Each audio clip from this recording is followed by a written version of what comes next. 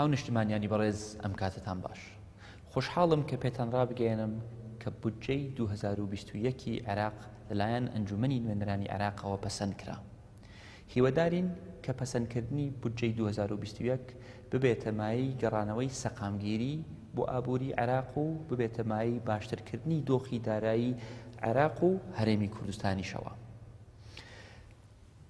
ئەم پرۆژە یاسایی کە پەسەند کرا دەرەنجامی گفتوگۆیەکی دوور و درێژ بوو، دەرەنجامی کۆبنەواتێکی یەکجار زۆر بوو، بۆیە کە ئێمە ئەمڕۆ گەیشتوین بە ئەنجام ئەمەوێ پێتان ڕابگەێنم کە ئەم دەستکەوتە دەستکەوتی تەنها قوباد نییە،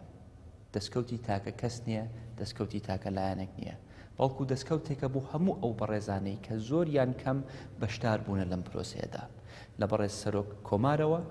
تاکو ئەندامانی ئەنجومەنی وەزیرانی حکوومەتی فەدرالیەوە بۆ سەرۆکایەتی ئەنجومەنی نوێنەران و کورد لە کوردستانیەکانی ئەنجومەنی نوێنەران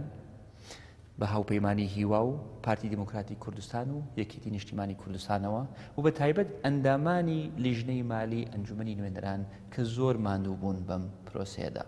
لێرەشەوە هەموو لایەک دڵنیا ئەکەینەوە کە دەست بەجێ پابەند دەبین بە جێبەجێکردنی ئەم یاسایە و داوا لە وەزارەتە پەیوەندیدارەکانی هەرێمی کوردستانەکەین پەیوەندی بە لایەنە پەیوەندیدارەکانی فەدرالیەوە بکەن تاکو ئامادەبوونی خۆمان دەربڕین بۆ جێبەجێکردنی ئەم یاسایە.